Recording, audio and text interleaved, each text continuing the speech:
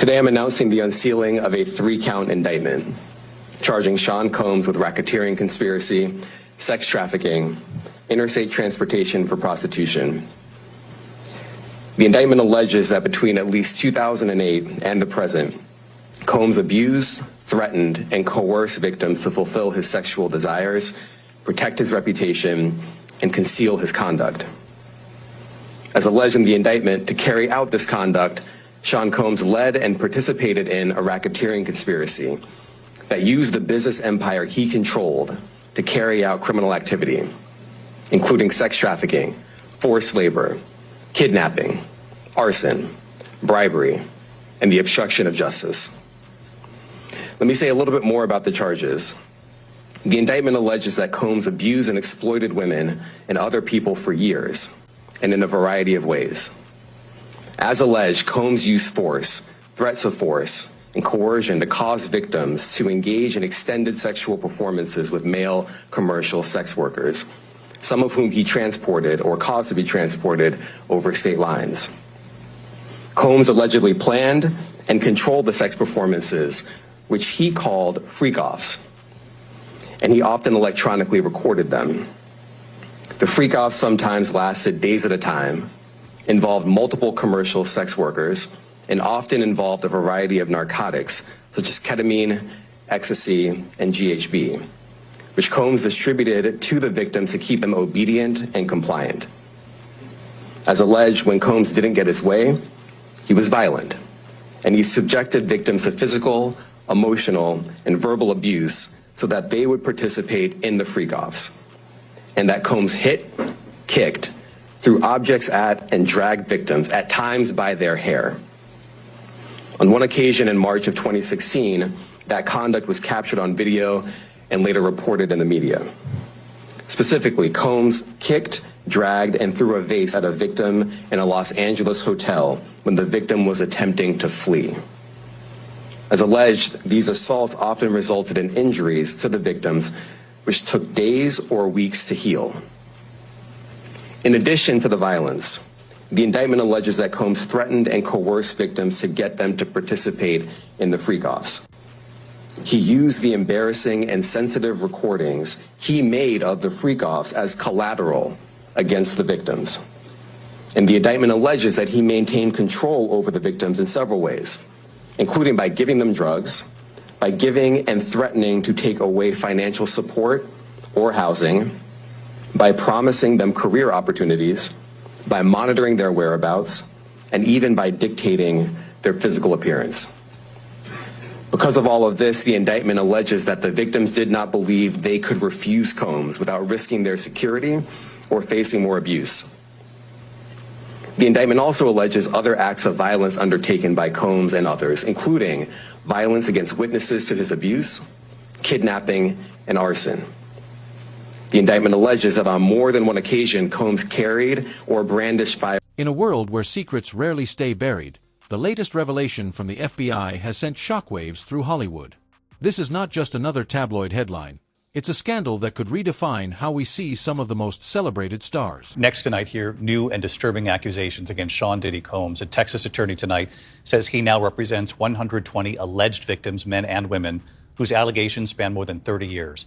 The accounts of the alleged victims have not been fully vetted, but their accusations involve the kind of drug-fueled alleged sexual assaults described in a dozen civil lawsuits and the criminal case against Combs. Combs has pleaded not guilty to federal charges. His attorney tonight saying Combs emphatically denies any claim that he sexually abused anyone. Imagine the glitz and glamour of red carpets and exclusive parties, now tainted by whispers of controversy. The FBI's investigation has unveiled connections that were once thought to be inconceivable. This is the story behind the headlines. Breaking news, the Department of Homeland Security has just confirmed to CNN that federal law enforcement agents have raided properties owned by musician and producer Sean Diddy Combs. Let's bring in CNN security correspondent Josh Campbell and CNN legal analyst Joey Jackson. Josh, let me start with you. What do these raids by federal agents in multiple locations tell you about the seriousness of this investigation? Yeah, Wolf, a very significant development here, seeing this law enforcement action taking place. I'll point out, just to be clear at the outset, we don't know that Sean Diddy Combs himself is the subject or target of a federal investigation. So it's just worth pointing that out at this hour. But what we do know is that two properties associated with him, we saw the feds descend on those properties. We saw on aerial footage, federal agents both here in the Los Angeles area as well as in Miami at those residences. Now, the Department of Homeland Security, their what's called HSI, Homeland Security Investigations, gave CNN a statement. I'll read you part of that when asked about what this activity is. They say that earlier today, HSI New York executed law enforcement actions as part of an ongoing investigation with assistance from HSI Los Angeles, HSI Miami, and our local law enforcement partners. That is it, confirming that they are conducting what they're deeming law enforcement action, which could indicate search warrants being conducted there, could indicate arrests being conducted. We just don't know at this hour specifically what that law enforcement action is. It is worth pointing out, though, that Combs himself obviously has faced significant legal woes in recent months. I'll give you just a kind of the highlights of what actually occurred. In November, he was sued for rape and abuse by a former partner. That lawsuit was then settled very quickly. But in December, he faced sexual assault allegations in a complaint filed in the Southern District of New York. The suit was brought by a woman referred to as Jane Doe, who said that she was 17 at the time when these allegations took place back in 2003.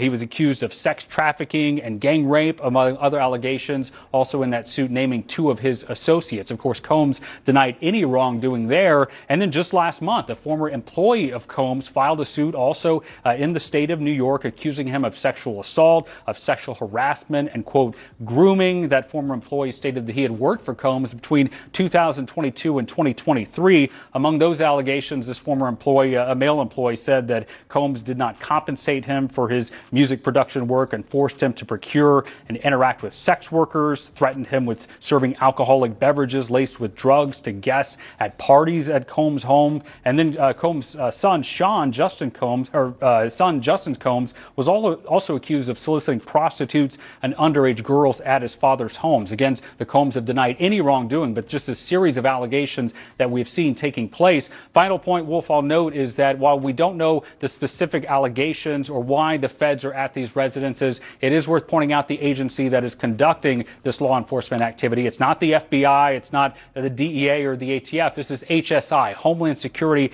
Investigations. For those unfamiliar, this is an agency that has long been the forefront specifically at human trafficking investigations. So although we don't have the specifics yet, we're starting to we can glean just based on which agency has the lead, the direction this might go. But again, we don't yet know that Combs himself was the target of the investigation, Wolf. We do know that at this hour that federal agents were at two of his homes, both here in Los Angeles and in Florida, Wolf. Yeah, important points. Joey Jackson, now let me repeat, we don't know Sean Diddy Combs himself. It all began with murmurs of misconduct, a shadowy figure orchestrating events behind the scenes.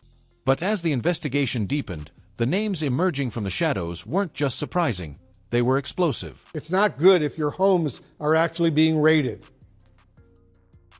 No, it's not, Wolf. And I think, whatever conclusions can be drawn remain to be seen, right? There's not an indictment that we're talking about. That means that we're not speaking of a grand jury having rendered a conclusion, not as to guilt. That's not what grand jurors do, but as to reason to believe that a crime was committed and he committed them. Having said that, whenever you have a raid and an investigation, these things need to be really predicated upon, right? The precursor for this to happen would be some probable cause.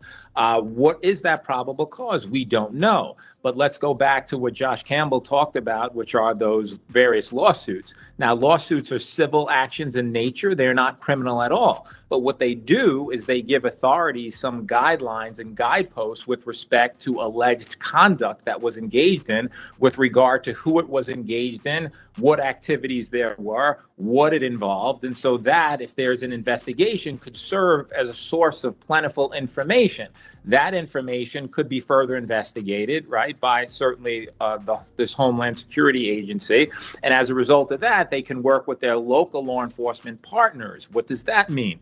It means that they, collectively, law enforcement, try to determine whether there's reason to believe that crimes were committed and, were those crimes carried out and associated in any way we don't know with Sean Combs. And so that remains to be seen. But before authorities, Wolf, can get into the home or property of anyone, you have to establish some firm basis to do that. And that is what at least we can conclude, that they had reason to believe that there were crimes involving sex trafficking, apparently, and that these areas potentially can give more information with respect to the specifics. And I think they would be looking for computer devices and other devices which would seem to indicate or give information as to whether there was any criminality very early in the process. But certainly we know that these have been carried out, and we'll see what, if any, information is gleaned to be suggestive of any criminality. Very interesting. Josh, let me get back to you. You know the FBI very well. Under what circumstances would raids like these be conducted?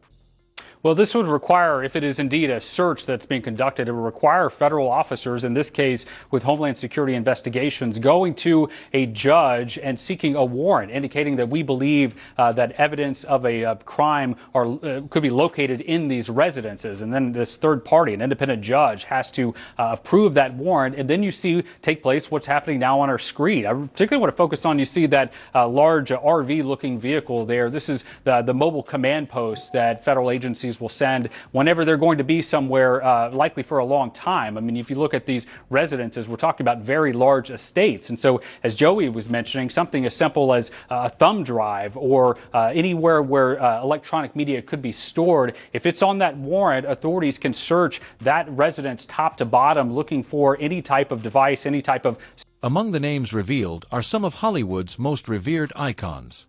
Their ties to Diddy's alleged activities paint a complex picture of influence, power, and deception. How deep does this web go? The third time to get bail today while he awaits trial on sex trafficking and racketeering charges. Scripps News national correspondent Alex Miller is live in New York City, where this hearing happened earlier today. Alex, there was already a hearing earlier this week looking at notes taken out of Sean Combs' cell. How could that impact his chances of bail? His team says that raiding his cell, monitoring his calls, is not allowed and not fair to allow him to prep for a trial. You know, it'll be interesting to see if this ends up happening. We just got out of this hearing nearly 2 hours long, and they only talked about these notes at the very beginning. They discussed essentially whether or not they said the word legal on them. And there was a bit of a discrepancy from the defense. Essentially, they backtracked on this even just a little bit. Essentially, he has these binders, legal pads that, according to the photographs from the raid on his cell, did not say the word legal. All of a sudden, now they do. And the defense couldn't exactly say when the word legal was written. And that matters because if it said legal on any of these notes, that is part of attorney-client privilege. Those are things that should not have been taken out of his cell. So there is a big question about that. But Nate, the bigger issue here now is he going to get out? As of tonight, he is still going back to his jail cell. But next week, we will know whether or not he is going to be able to get out until his trial. So the big discussion here, according to the government, is can they trust him? He has proposed a whole laundry list of things that he's willing to do if they'll let him out. Things like 24/7 security, things like not speaking to anybody, not having internet access, phone access, unless it's through this 24/7 security company. But the government and pretrial services, who is separate from the prosecution, they're not buying it. They're saying that they cannot trust Sean Combs to not follow the law or to not follow the rules that he has even set out for himself. They say because he's already broken the rules that the Bureau of Prisons and his own counsel have laid out for him within a jail cell. So they're essentially saying if he can't do it there, how could he do it in the comfort of an apartment? They had tried to get him released to Star Island, his home on Star Island right in Miami, because it's an island and there's a dock there. The judge immediately said absolutely not, because in theory. Social media erupted as the news broke, with fans and critics alike debating the validity of these claims. For some, this is a wake-up call. For others, it's an attack on their beloved idols.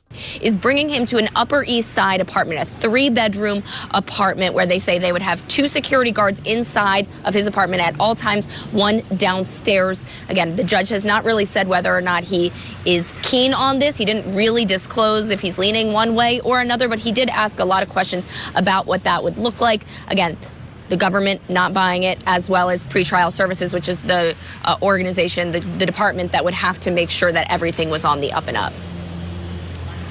Yeah, Alex, I wonder also, whether there was discussion of that now infamous video back from 2016 of Combs beating his girlfriend at the time, Cassie, the, entertainer. Did that get discussed at all in the hearing today? It did, because the defense is saying that the prosecution basically took the video that CNN originally published and gave it to the judge in that exact form, which is that it was edited down and they say out of order. They say essentially that the video ends with Cassie being dragged back to the room. They say that's not how it happened. They say it's important to know that that is not how it happened. But according to the defense, they say, or according to the government rather, they say it doesn't really matter because what you can see is what happened there. Her getting beaten up, her getting kicked, all of these violent things in nature. And what I don't think has been reported enough is that the allegation here isn't just that it was a squabble between the two of them, that it what the defense calls a lover's quarrel, but that inside the hotel room down the hallway, that there was a male sex worker there that was part of these freak-offs. So it's not just about the abuse that happened in the hallway, but the prosecution wants to bring this into evidence because of what was actually happening inside of that hotel room. Now, the defense maintains that that wasn't the case. They maintain that the fight actually happened because he was just trying to get his phone and clothing back. But even still, this video was even used today in the discussion about how violent they believe Sean Combs is and why he cannot be released on bail. Yeah, Alex, I read about 90% politics all day long, but I mean, this is one of the stories that, breaks through, especially coming from the entertainment industry. Such a big entertainer for such a long time. Safe to say that this story. FBI agents have described this as one of the most intricate cases they've encountered. Piecing together evidence from years of events, their findings have drawn a line straight to some unexpected names. Down. Okay, if I showed one of these tapes, I'm telling you right now, the whole music industry and Hollywood, it would just grind down like this. They're all going to start pointing at each other like this, and it's going to be bad. Oh, it's going to get bad, all right.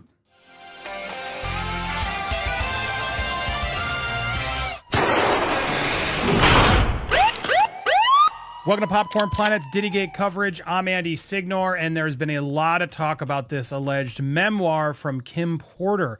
Her family is now deeming that it's fake. Diddy's own lawyer saying it's shameless, it's a scam.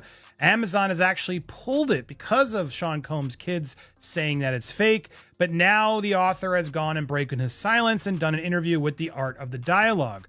And it's pretty damning, guys. It's pretty fascinating. Now, look, I'd love to get this guy on the show. We are trying our best. This is the author. His name is Chris Todd, and he's here talking about a lot. We're going to go through some of these clips, and we're going to break this down even further in our live later today. There's also Jaguar White right out there doing a lot of stuff. We got so many updates, guys. If you haven't already, make sure you're subscribed. Hit that bell for all alerts. Smash that all so you get notified. And when you get notified, hit that like and leave a comment down below. Helps get these videos in the algorithm, and it's important we get this stuff out there. Now, do I believe this guy? I don't know what to believe, but man, Art of the Dialogue, the guy who's interviewing here does not. He gets extremely defensive. It's kind of a hard watch. I'd love to have Chris on, and we're reaching out to him. Chris, come on the show. I want to play some of these clips, though, so you can get a gauge of what you think about this guy and is the author of this book. Does he sound legit? Here's some clips. Here's Will and Jada mentioned. Can you explain how the alleged memoir portrays the nature of Kim Porter's relationship with Diddy? Was an open relationship mentioned in the book verified by any source close to them? About their sex life? An open relationship. Means a sex life. Yes, we have sources, and multiple sources said they had an open relationship, yes. She says it too, so I'm going by what she's saying. She's saying they do. And that they have threesomes with multiple celebrities. They're listed in the book. So, yes. Am I going to go to Will Smith and Jada and ask them that? No, I'm not. Okay. Okay. So. Am I going to ask Jamie Foxx that? Could you pull that up for me? I want to show you something. Sure. Now, again, you got to remember, this is a book that he got allegedly through a thumb drive, a USB drive stick that has not only Kim Porter's alleged diaries, but tapes and evidence. And he was given this after Kim's passing in a way to sort of get the truth out there by others. That's ultimately what this is about. Now, this guy's written some other books, other crime stories, etc., and that's ultimately, I guess, why he was selected. It's still a little confusing to me, but here's some more. Will Smith coming up again. While some of the implicated celebrities have chosen silence, others have come forward to deny the allegations vehemently. Each statement adds another layer of intrigue to an already convoluted narrative. Currently locked up and facing multiple charges, including racketeering and human trafficking. Despite 2 requests to be released, Diddy has been denied bail. His mother, Janice Combs, has spoken out for the first time since this arrest. She released a statement. It reads, "It is heartbreaking to see my son judged not for the truth, but for a narrative created out of lies. My son is not the monster they have painted him to be, and he deserves a chance to tell his side." Joining us to talk about it here on The Factor Uncensored tonight, we have defense attorney and former Harris County prosecutor Biogia Kingbala, Harris County Precinct 1 trafficking director Kathy Griffin-Grignon, and radio personality J Mac from 97.9 The Box. Glad to have you all here on The Factor Uncensored. So, J Mac, when you hear that there could be more people out there, more celebrities, right, who are already settling cases quietly, are you surprised? Are you shocked? That's a smart thing to do. You don't want us in your business. You don't want to be on the Isaiah Factor. On the morning show, right? On the morning show. And then you heard his mom. She's doing what a mom is supposed to do. If you pay my bills, I would say, hey, that's not the guy I know. But then again, of course, you don't treat your mother that way. You may not tell your mother what's going on. Come on, man. His mama know. Oh, his mama know. Trust me. I'm being naive. The naivete is showing tonight. Your mom is gonna always know what you're doing. You might think she don't know, but she know. Got it. Biogi, let's talk about some of the celebrities, which no names have been named as of yet, who may have settled these cases. Is that the prudent, smart thing to do? I think considering that these civil cases are closely tied to the federal case that Diddy's facing, it's certainly a smart thing to do to perhaps try to get your name out of the public eye, get your name away from the specter of the federal investigators, and just try to settle your case privately, assuming that there is some sufficient. As the story unfolds, the media's role in shaping public perception becomes evident. Headlines sensationalize, while investigative journalists strive to separate fact from fiction. Who can we trust? Legal analyst is Michael Moore. Michael's with me now. Let's just deal with the, if you will, the logistics before we turn to the gravamen. The refusal of bail in these circumstances, bearing in mind he'd flown to New York to turn himself in, so he was preempted by the police. Are you surprised that he was refused bail? Well, I'm glad to be with you. I'm not surprised at all. I mean, the nature of these charges are so serious, the allegations are so serious, that it's not surprising that this hearing he was denied bail. The judge has to look at things like whether or not he can be expected to return to court. Does he have the manner and means to perhaps evade law enforcement and not appear? Is he a flight risk, in other words? And so I think at this point, the judge has decided that the fact that he was doing these acts in secret did not obviously lend much to his statements that he will be open and available. So I'm not surprised at all. But again, we will see what the district judge now does since the case has been, or the decision has been at least appealed up, whether or not there are some terms of bail that might make the court comfortable that he will show up for court. Now, turning to the charges themselves, they are amongst the most serious, which would involve very long periods of incarceration if convicted. But it also raises the question, if there was a plea deal at some point in the future, to plead down from these very serious charges, the lesser accepted offences would also be serious and could end up in prison. I think any plea discussion of the case, because you have such significant impact on the victims of the case, would necessitate that he be sentenced to prison in some way. I just don't think that a judge would take and place him on probation or some type of house arrest given the allegations that were made, no matter what the plea discussions were. And remember, the prosecution and a defendant can negotiate a plea amongst themselves, but a court has the decision finally on whether or not to accept that recommendation, and ultimately has the authority to make a decision about whether or not a prison sentence is appropriate. We operate under the federal sentencing guidelines. Those give the judge some parameters to consider, things like whether or not somebody accepts responsibility, whether or not there have been an adverse impact on victims, whether or not there's been excessive fraud and deceit through the investigation of the case. Those things come into play as we talk about what might happen if there is a plea agreement that's ultimately reached. It's important to remember, besides obviously he's innocent until proven guilty at the moment, but it's also important to remember that not being a nice person, being an unnice person, if you will, is not a crime. They're going to have to prove the elements of the offences in these cases. Just because he might not be likable is not enough to get you locked up. Well, I mean, that's exactly right. And this is an indictment. These are merely allegations, and he has a right to have his case tried in court. The legal stakes are high, with potential lawsuits and criminal charges looming. For those named, the fallout could mean not just the end of their careers, but also their freedom.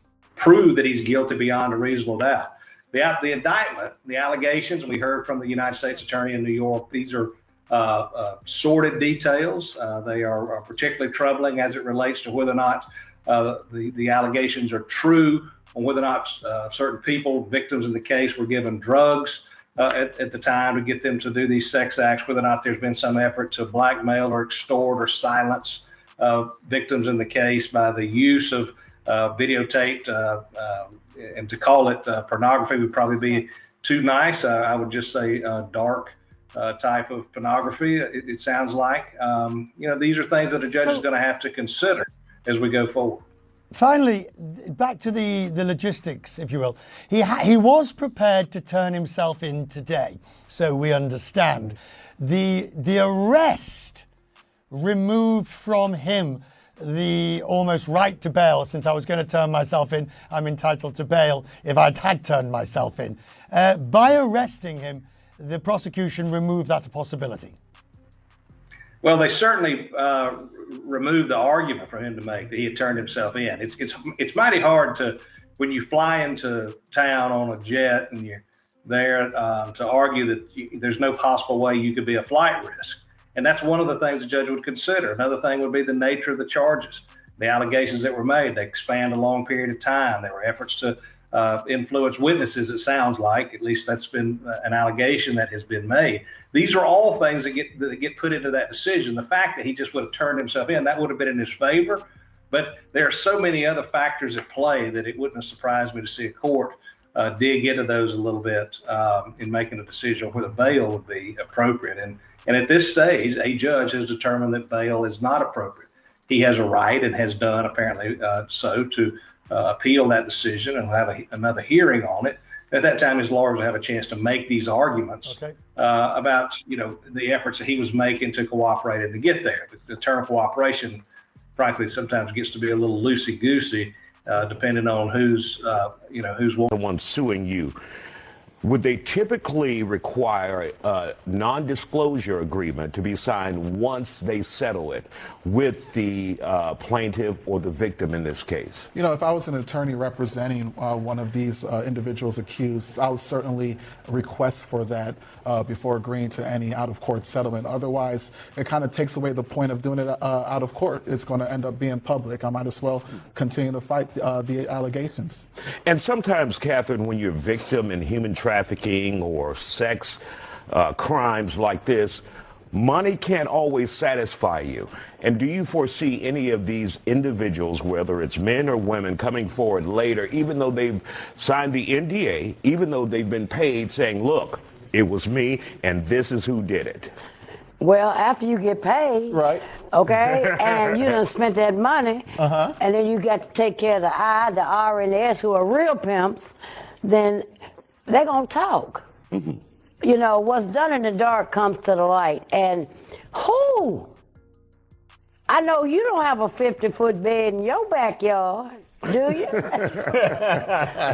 Don't assume too much. I'm just trying to tell you. But it's interesting because I was, you know, I've been following it, and today on TMZ, you know, it was stated that a celebrity that's bigger than P. Diddy. Insiders close to the case describe a tense atmosphere as more details emerge. This isn't just about uncovering wrongdoing.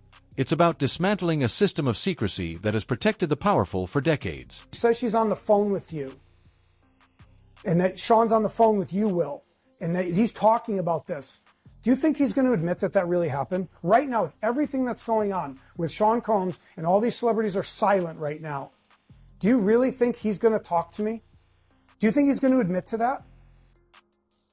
I don't have an answer for that. Okay, I'm just giving you. I'm not. The reason why I'm saying this because I don't think any of us expect that Will's going to answer that question honestly. The book alleges that Diddy kept a vault of tapes documenting his alleged sexual encounters.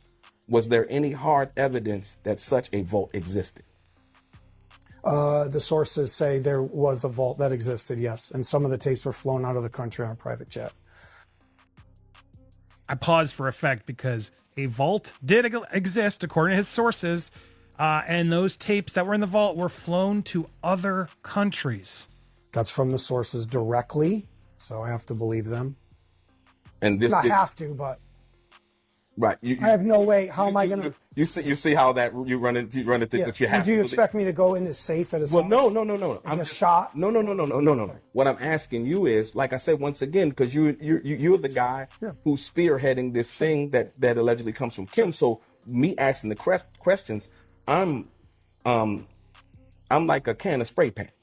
Yeah. I don't know. You know what I mean? I don't know which wall to go. You know, until I'm. Right. So that's the reason why I ask these questions because I actually don't know. So and so, like I said. Now, fair, but he's a little aggressive in this. The commenters agreed. Let's get a little bit more into these tapes. So you didn't. These are other things that you didn't include in. And why did you keep that out? Correct. Because I can't reveal everything at once. It's too shocking. It's too shocking if he reveals everything he knows at once. Now, one could argue, oh, come on, dude, just put it all out there. But he's now alleging it's that bad, guys. And here's that quote from the beginning in full context. If I was to release those tapes, the world would shut down. Okay? If I showed one of these tapes, I'm telling you right now, the whole music industry and Hollywood, it would just grind down like this. They're all going to start pointing at each other like this, and it's going to be bad. We've already set it up. We have multiple attorneys. We know how to do it. It's not my first rodeo. I solved the greatest murder case in history, 3 of them. I know how to do it. We're going to do it, but just going to come in pieces. And there's also ways we can, let's say, not censor it, but we can kind of soften it, right? Like the whole tape doesn't have to come out. All the tape. I don't have all the tapes. There's other people that have. In a world driven by public opinion, the audience holds immense power. Their reactions and decisions could shape the outcome of this scandal and set a precedent for accountability in the industry. Combs abused, threatened, and coerced victims to fulfill his sexual desires, protect his reputation, and conceal his conduct. He is not the first high-profile inmate to pass through these walls. Ghislaine Maxwell, R. Kelly, Pharma Bro, Martin Shkreli, and crypto fraudster Sam Bankman-Fried, all as they waited for their federal criminal trials, called this jail home. But the conditions of the prison are far from homey, notoriously described as, quote, dreadful, as one judge put it. Some on the bench have even moved away from sending nonviolent defendants there. In April, a group of detainees that prosecutors said were MS-13 gang members in court documents stabbed an inmate 44 times in an attack caught on camera. 2 shivs were recovered from the attack. You see them here. The victim survived. And in the last 3 years alone, 4 inmates have died by suicide. And violence is not the only issue. Accusations of medical neglect, staffing shortages, smuggling of drugs, some allegedly facilitated by employees. At least 6 staff members charged with crimes in the last 5 years, according to the AP. Some accused of accepting bribes and providing contraband. I've had clients describe NBC as hell. as the worst conditions they've been in. Lance A. Clark is a federal defense attorney who's been there many times. Now, if the government is going to mandate that they are responsible for your well-being, they have to ensure the safety of your well-being. Occupy the streets until they get heat. In the winter of 2019, protests over a power outage left inmates without light or heat for a week in the cold. I understand how cold it must be in those cells, and not to have any electricity, any lights, and to not be able to communicate with your family is just inhumane. The prison has about 1,200 detainees and is the only federal prison in the nation's largest city. The DOJ shut. With every revelation, the narrative shifts. What started as a story about one man has become a broader commentary on fame, trust, and the lengths people will go to protect their image. 2 years after Jeffrey Epstein died by suicide there. A Bureau of Prisons spokesman telling NBC News they, quote, take seriously addressing the staffing and other challenges at MDC Brooklyn, adding the director appointed an urgent action team and they've increased staffing. MDC has historically had tremendous problems, and the problems aren't resolved. Combs' lawyers originally hoping he could await trial under house arrest at his mansion, now arguing for him to be moved to a prison in New Jersey in the lead up to this trial, citing the prison's poor conditions, violence, and deaths. On Wednesday, his lawyer said he was being held in a special housing unit with an extra level of security.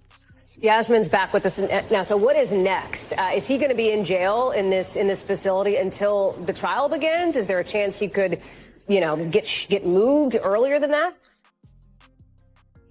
As of this moment, as of this hour, as of today, yes. But of course, as I mentioned earlier, they're going to be appealing this thing next to the Second U.S. Circuit Court of Appeals to overturn the judge's order here to try and get him actually released to his mansion on $50 million bail, wanting a GPS monitoring system, limited visits from family members, friends, so on and so forth. That is what they're proposing because of course, the violence I talked about in that piece inside these jail walls. They also, in the meantime, Hal, want to get him moved to a jail and or prison in New Jersey. The judge so far has essentially said that is up to the Bureau of Prisons to make that decision. Nonetheless, it's all going to be on appeals leading up to the trial. His next court appearance, by the way, October. As the dust settles, one question remains. How will this change Hollywood? The FBI's findings have opened a Pandora's box, and the industry may never be the same. The truth has a way of coming out, and it's rarely what we expect.